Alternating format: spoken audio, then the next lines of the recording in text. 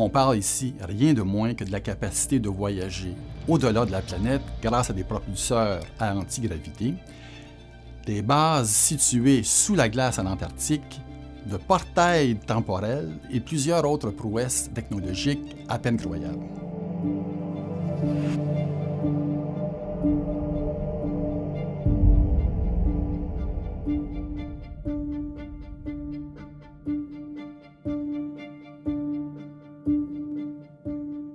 J'ai le plaisir aujourd'hui de vous présenter un nouveau titre de notre collection Divulgation, soit le tome 4 de Michael Salla sur les programmes secrets de nos gouvernements ayant trait aux relations avec des civilisations extraterrestres. Avant de commencer la collection, Ariane Édition a fait ses devoirs.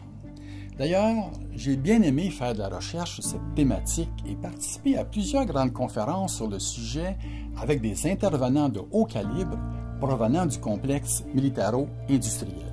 Michael Salla attire en particulier notre attention sur l'historique des développements technologiques fort avancés de ce complexe.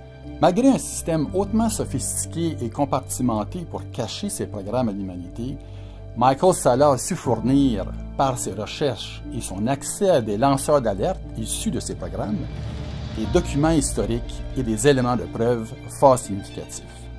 3 tomes ont déjà été publiés et vous êtes nombreux à les avoir appréciés.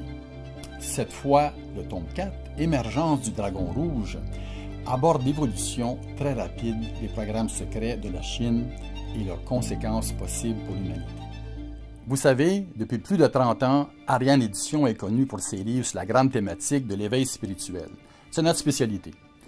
Et même sur les relations avec les frères et sœurs des étoiles, notre angle d'approche a toujours été lié à l'éveil en conscience. Par exemple, en 1994, nous avons publié Messager de l'aube de Barbara Marcignac.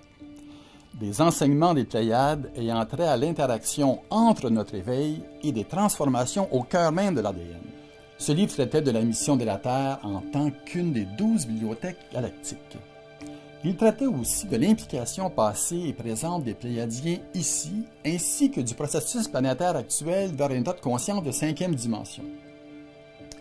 Nous avons toujours préféré ce genre de propos à ceux portant sur les soucoupes volantes.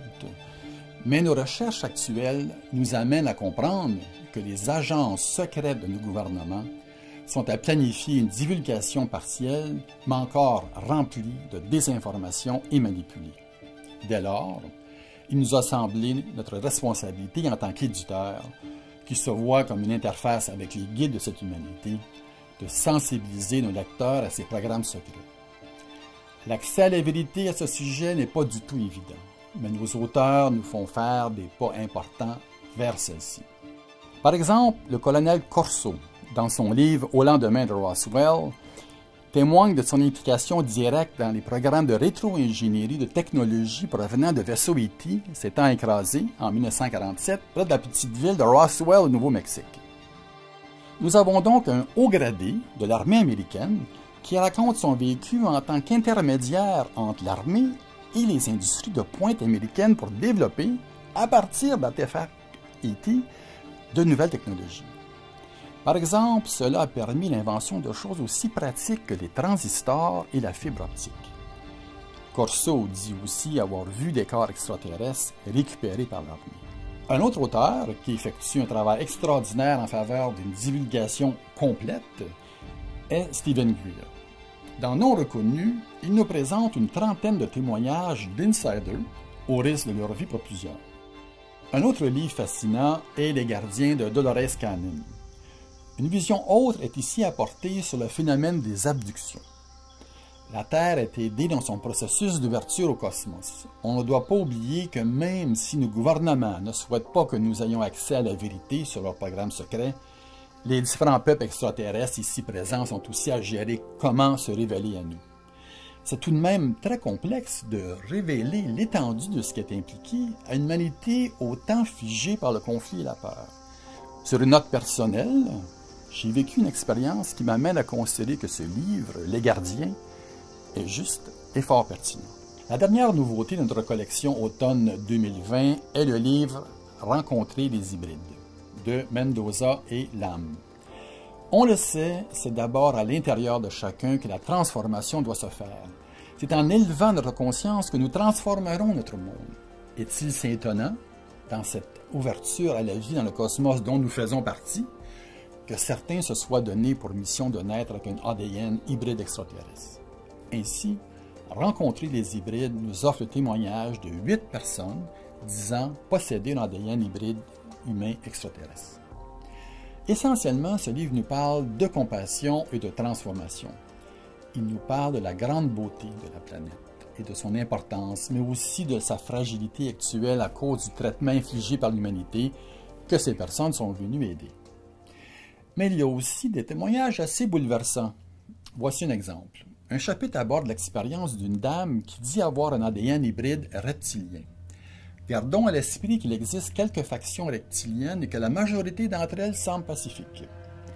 Cette dame raconte donc comment, un soir, elle se fait kidnapper par des membres d'un département secret de l'armée britannique et amenée dans une base.